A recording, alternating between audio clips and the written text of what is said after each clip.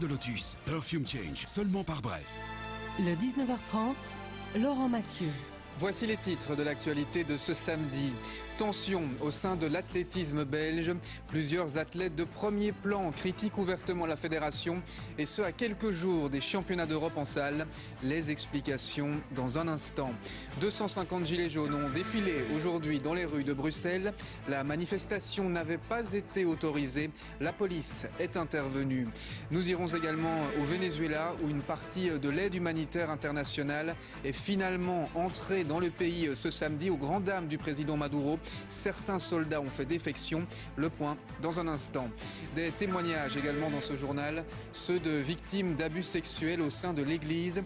Ils expliqueront comment ils sont accompagnés aujourd'hui et quel est leur quotidien. Enfin, le documentaire Ni juge ni soumise a obtenu un César hier. Reportage exclusif dans les coulisses de la cérémonie avec la juge d'instruction Anne Gruet.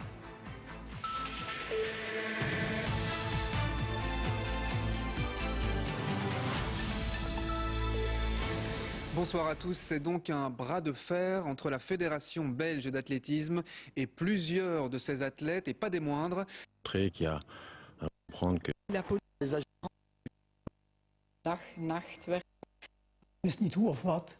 bien aujourd'hui des témoignages au sein de l'Église. Jusqu'à ses 75 ans, et pour la femme, toujours avantagée, jusqu'à ses 76 ans et demi.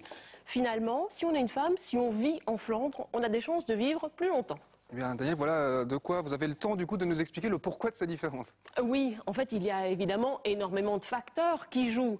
Mais en fait, plus vous êtes éduqué selon l'étude, riche et sportif, plus vous allez vivre longtemps, jusqu'à 13 ans pour la femme, jusqu'à 10 ans pour l'homme. Et c'est évidemment aussi une question d'hygiène de vie. Alors l'étude nous apprend encore qu'en Wallonie, on boit plus, on fume plus. À Bruxelles, c'est pareil, et donc on vit moins longtemps. Et puis enfin, la première cause de mortalité pour la Belgique, eh bien, chez les hommes, c'est toujours le cancer de la prostate.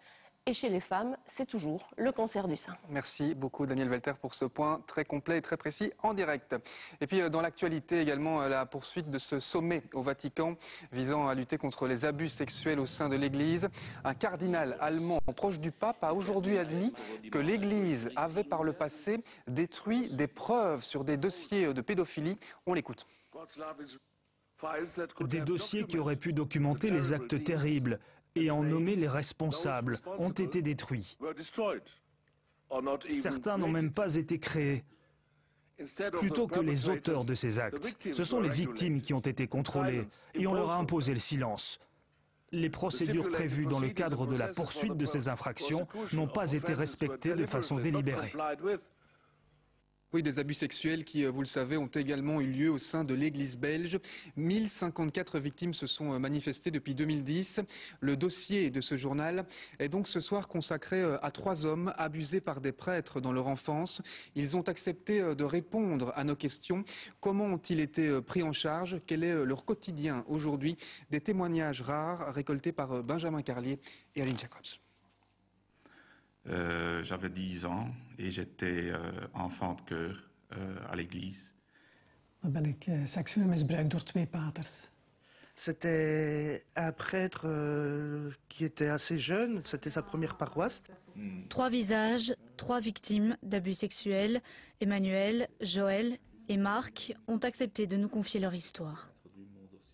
Il y a eu des actes, je ne vais pas rentrer dans les détails. Il y a eu des choses pendant 3 ans environ. Ça s'est passé en 1987 jusqu'en 1991 et il aimait avoir les enfants chez lui, les enfants allaient chez lui, il jouait au Nintendo, tout des trucs comme ça. Hetzelfde scenario, wordt op de kamer geroepen, daar wordt onmiddellijk over seksualiteit gepraat. Ik bedoel, we zijn 12 jaar. Seksuele voorlichting in die tijd, dat was er ook niet, je wist niet hoe of wat. En dan zei je, ja, we gaan dat wel eens even nakijken.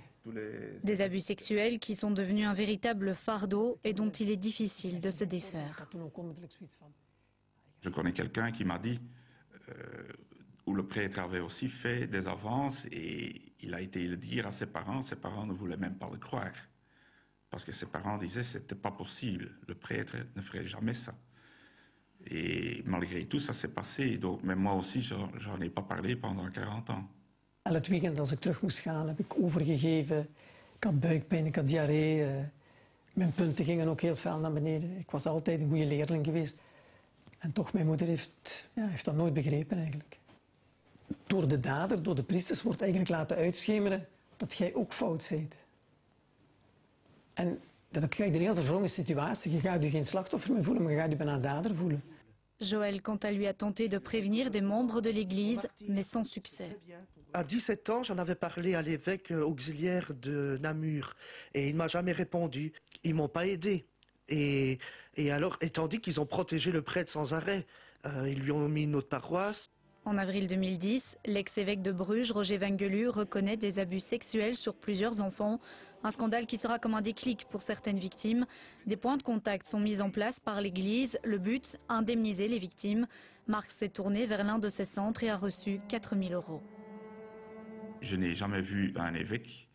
J'ai juste vu la personne qui s'occupait du centre pour faire les dossiers. Il ne s'est rien passé de plus. Donc, pour moi, à l'époque, c'était, oui, bon, voilà, on vous paye. Pour nous, c'est réglé. Mais finalement, la personne reste dans le vide.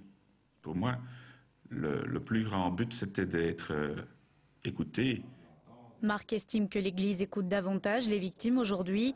Emmanuel a introduit un dossier au tribunal d'arbitrage créé après l'affaire Vengelu. Il a reçu une compensation financière.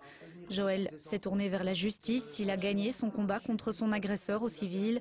Tous les deux sont sceptiques quant au sommet organisé à Rome. Ik ben heel benieuwd ook wat er nu in Rome gaat gebeuren met die hele conferentie die dan toch specifiek zou gaan voor seksueel misbruik. Wat ik jammer vind is dat de kerk, dat ze niet op één lijn zitten. La tolérance zéro que le pape demande, Jean-Paul II utilisait ce terme-là également, Benoît XVI également, mais tolérance zéro, c'est que des mots. Le pape appelle à des mesures concrètes et efficaces et parle des abus sexuels commis par des prêtres comme un fléau. En Belgique, depuis 2010, 1054 personnes se sont déjà faites connaître comme victimes auprès de l'Église. À suivre dans ce journal, le chanteur américain